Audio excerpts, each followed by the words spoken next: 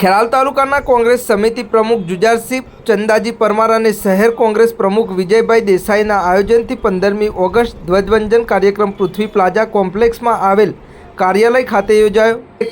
કોંગ્રેસના પ્રદેશ મહામંત્રી મુકેશભાઈ દેસાઈ ધ્વજ ફરકાવીને સંબોધન કર્યું હતું। કોંગ્રેસના આગેવાનો સહિત હોદ્દેદારો મોટી સંખ્યામાં ઉપસ્થિત રહ્યા હતા। ખેરાલ તાલુકા કોંગ્રેસ પ્રમુખ જુજારસિંહ ચંદાજી પરમારની ટીમે સૌપ્રથમ વખત આટલું સુંદર આયોજન કર્યું હતું અને મીડિયા સમક્ષની વાતચીતમાં પણ સરકાર લોકહિતમાં નબળી કામગીરી ગણાવીને આડે હાથ લીધા હતા। કોંગ્રેસ અગ્રણી મુકેશભાઈ દેસાઈ અને ખેરાલ તાલુકા કોંગ્રેસ પ્રમુખ જુજારસિંહ ચંદાજી પરમારે મીડિયા સમક્ષ વિગતો આપી। વધુ સમાચારને અપડેટ્સ માટે જોતા રહો ઓનલાઈન ટીવી ન્યૂઝ। સંજુ બાબા અને સુરેશ ઠાકોર સાથે ફારૂક મેમણ, ખેરાલુ।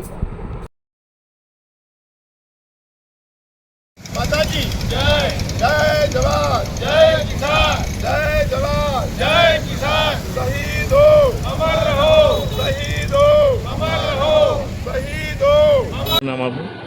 મારું નામ પરમાર જુજારસિંહ ચંદાજી। શું કહેશો આજના કાર્યક્રમ છે? આજના કાર્યક્રમમાં એ કહેવાનું કે આ દુષ્કાળનું વર્ષ છે।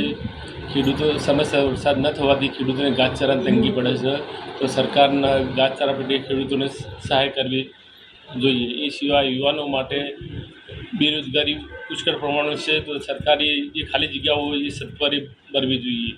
આરોગ્યની બાબતમાં વાત કરીએ તો મોટાભાગની હોસ્પિટલોમાં સરકારી ડૉક્ટરોના અને પેરામેડિકલ સ્ટાફની પણ જગ્યાઓ ખાલી છે।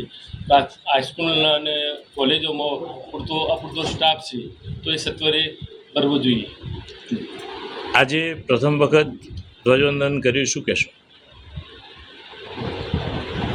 તાલુકામાંથી સમગ્ર જનતાને અગાઉથી જાણ કરી લીધી, જેથી મોટી સંખ્યામાં લોકો હાજર રહ્યા અને કાર્યક્રમને સફળ બનાવ્યો। સ્વતંત્ર દિવસ ખેરાલુ તાલુકો અને શહેર કોંગ્રેસ દ્વારા સંયુક્ત રીતે કોંગ્રેસ ઓફિસમાં ઝંડો ફરકાઈને ઉજવવામાં આવ્યો।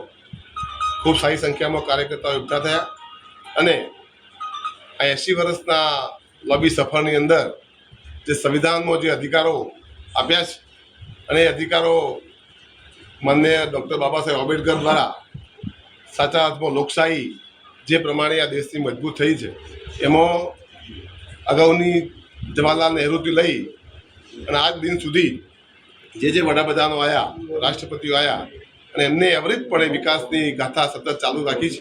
આ દેશની અંદર વિકાસ, આ દેશની અંદર સાંપ્રદાયિકતાના જે કંઈ પ્રચારના સામે બિનસાંપ્રદાયિક રીતે જે આ દેશનું શાસન ચાલ્યું છે, એના માટે સૌથી મોટો કોઈને સિંહ ફાળો આપી શકાય તો એ ડૉક્ટર બાબા સાહેબ આંબેડકર અને એ વખતના જે નેતાઓ મહાત્મા ગાંધી, જવાહરલાલ નહેરુ, સરદાર પટેલ, મૌલાના આઝાદ, આ બધા નેતાઓએ જે રીતે આ દેશને વિકાસ કરવાની જે વાત આપી છે, એના કારણે આજે સમગ્ર દેશ એના મીઠા પર ચાખી રહ્યો છે અને દેશની અંદર મજબૂત લોકશાહી બની છે।